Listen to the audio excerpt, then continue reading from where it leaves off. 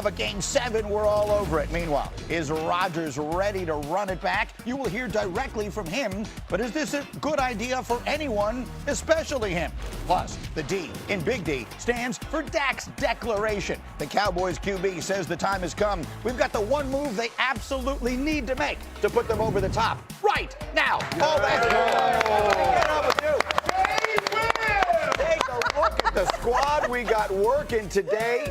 Kmart, Jay Will got stuck in an elevator for 45 minutes. But I'm here. All right? He's ready to roll. Harry Douglas is up early this morning as well. We begin the only place we can. Madison Square Garden, an absolute thriller last night between the world champion Thunder and the Knicks. And take a look at this. Hey, Kmart, I think SGA borrowed your jacket. That's my coat for football season, guys. Is that SGA or Frank White? What's going on? Here we go. Now, critical moment early in this game, Jay Will. SGA has 2 early fouls, and then should that have been the third? And just look at Mike Brown just losing his absolute mind. That should have been a charge. That should have been SGA's 3rd foul to get him out of the game in the 2nd quarter. No question, this was a big talking point. He stays in the game, and then Chet Holmgren heats up. Oh, yeah, just what you would expect. Chet Holmgren hitting 6 3-pointers in the game. He had 22 points in the first half, 28 in total. OKC by 10 at halftime. But 3rd quarter, Knicks fighting back. Down to 3, Jalen Brunson falling away to tie the game. Pretty much falling in the lap of Fat Joe out there. What a big-time shot. Back. Look at that. Take a look at him falling in. He had 16 on the night. We're tied at 75. Final 10 seconds of the third. Tied at 77. Knicks want the lead going to the 4th. Mikal Bridges, 3-ball, corner pocket, and he's got it. That was huge, and the building erupted because the Knicks scored 40 in the first half. They had 40 in that quarter. 6 Knicks in double figures last night. 4th quarter, what a game. Playoff atmosphere. Williams for 3. Thunder up 3. 6 minutes left. Knicks down by 5. Big moment here. OG Anunoby taking it to the hole. Allen, looks like we've got an and one, but wait, we've got a challenge. Yeah, this is one of the 2 smart challenges Mark Dagnall had late in this game. That's one of them. They overturned it, so what could have been a 3-point play to cut it to 2 ended up taking points off the board. Meanwhile, Anunoby was mad, and he tried it on the rim. Right. That cuts the deficit to 3. 2 minutes left in the game. Thunder up for SGA. Yeah, smooth, man. He had 26. So here's your ball game now. Under a minute left. Knicks down by 5. They need a bucket and then some defense. Brunson's got the bucket. They're down by 3. 6 seconds left after a stop. Final chance for the Knicks. What's the play that you want? What's the shot that you want? You want Jalen Brunson, Captain Clutch, and it's close. And you want offensive rebound, and Anunoby, it's good if it goes. Oh, but it's just short. And OKC holds on to win it 103-100 in a game that once again had a playoff feel. Allen, you were in the building as you are for all of the games right next to that Thunder bench. How would you describe the drama of the night? Yeah, I would say that we'll take 7 of those, please, in June, because that type of atmosphere, the drama, the way these 2 teams went at it and fought. 2 teams coming off back-to-back, 2nd game back-to-backs, both of them coming in late that night before, and you still got yourself an outstanding battle on that court. It definitely had Game 7 energy. But I don't know, my biggest takeaway watching it, even though it was a great game, came close down the stretch, it still felt to me like there was a sizable gap between the 2 teams. No Isaiah Hartenstein, no Jay Will, no Alex Caruso, and it's the amount of bodies that OKC can put on you. And Jalen Brunson is talented, super talented, but the types of guards that they can throw at him can wear him down, it feels like, over time. He was off a little bit in the game offensively, but he still put up a double-double. He had a ton of assists. And Hartenstein and Caruso played half the game. They just in the second half were not available. The Knicks were missing Mitchell Robinson, a huge part of their defense, but yet they still played a great defensive game. Again, I think this was about 2 teams' defenses, and then it was about, I thought, what Dagnall did down the stretch in those 2 challenges. Keep them in your pocket, use them at the right time. Those were gut punches for the Knicks. That last charge was a bad call, though. I mean, on OG. I mean, that should have been a no call. Why not count the 2, no call? No, exactly. Just That's count what the it 2 should have and been. keep it moving. But once you make the call, it has to be an official call. Well, you can't renege on the call. Well, no, but you could also just say there's no foul. Just count the 2. Let's keep it moving. It wasn't and one. In one way or another, they do wind up calling this a charge. The big decision on the no call by SGA in the first quarter that really changes so many of the things. We'll get to all of those in a minute. But let me just start with the basic question, because I hear what you're saying, Jay Will. The Thunder are the standard. They're the defending champs, and they are the team to beat, the team to catch, the team to everything. Do the Knicks to you, because they're a team that their fans are frustrated because when they're good, they're very good. When they're bad, they have these terrible games that convince everyone the sky is falling. Do they look ready to make a run and win the Eastern Conference to you right now as we get into March? They look ready to make a run. I still wouldn't have them winning the Eastern Conference. I still think that Detroit has their psyche. It just has their soul. I mean, look, every single game throughout the regular season, when you play Detroit, if you want to make a statement to beat them, granted, the Knicks are playing better. I still would have Detroit favored over the Knicks right now. I just wonder with Detroit, because they play so hard during the regular season. They play almost at a playoff level, especially against the Knicks. They hate when they see orange and blue.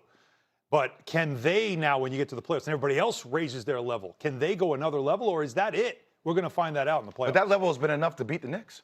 During the regular season. In the regular season. See, that's an interesting way. I used to say that all the time about Tom Thibodeau's teams. Yep. The Tom Thibodeau's teams, people would say they underachieve in the postseason. I would always say, no, they don't. They overachieve in the regular season. Right. They treat the regular season with a degree of reverence and seriousness that too many teams in the NBA do not. So they give you an impression of who they are, and then they don't have another level to take it to in the playoffs. Maybe that's what you're talking about with the Pistons here, when the lights come on, and maybe Jason Tatum comes back, and maybe the Knicks, this defense that they have that's coming on a little bit, he's just going to be good. And I'm game planning for you game after game. I have days off in between. There's no schedule issues. So there's a lot of things in the playoffs that change, and we're going to see if Detroit can take it to another level. We're going to hear from Mike Brown a little bit later in the hour here, as we have a lot of time to dive into this game a few different ways.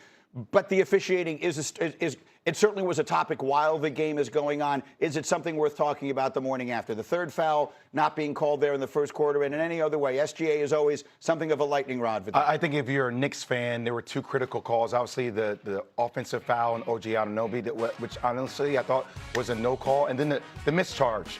I mean, and I know it's in the second quarter. That was a huge missed call. Third foul. I don't know how you miss that call when it's so blatant, and Jalen Brunson is stationary. He's been there for a year and a half, just sitting there praying, waiting, and there still was no call. He drew 3 charges in the game after that. Like this is what he does. He leads the NBA in charges drawn. So he is somebody that understands how to do that. That's his best defense. And in that moment, you're thinking, Shai Gilgeous-Alexander is taking over the game a little bit. Hard to guard. If you get that third foul on him, how much does momentum swing to the favor of the home team? But it did wake the building up. It got this place suddenly now where you had an enemy. Nobody loves the villain like the Garden does. And that's what the Thunder became after that moment. That's what SGA became in that moment. And I think that's something to also consider. The Thunder are becoming that team. Well, he's 7-0. He's 7-0 in that building. No. He's undefeated in that building. Undisputed champion in that building. That's right. But I think around the NBA, though, because, look, when it happens in New York, it's a little bit more magnified. Obviously a good offense. Then they have really good defenders out there as well, so they're well balanced. They're obviously top of the East for a reason. They're a good team, playoff team.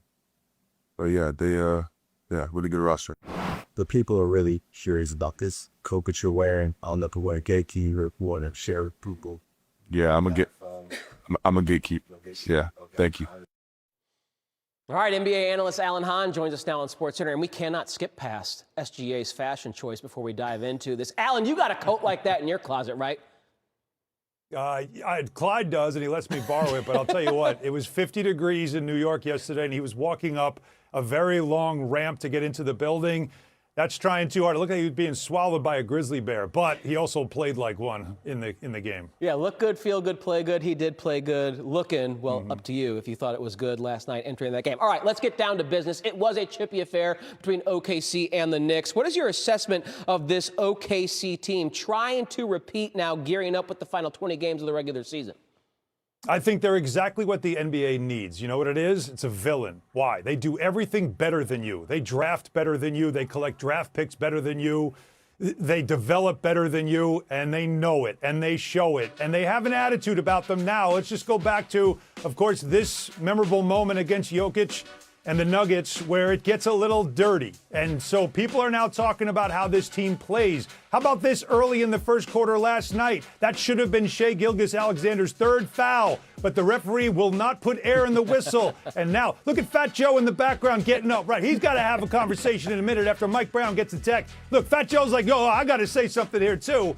Mike Brown never gets text, never argues with refs, but that's the frustration that does build when you start not liking an opponent the way I think a lot of the NBA does not enjoy playing against the Thunder. And we talk about March Madness and college hoops, but we can apply it to the Thunder here. They know when to flip that switch. OKC and NBA best 18-1 in the month of March over the last two seasons. So they play their best down the stretch when they need it. All right, let's talk about the Knicks. Karl Anthony Towns said after the game, Alan, that the Knicks are in a good spot heading into this final stretch of the regular season.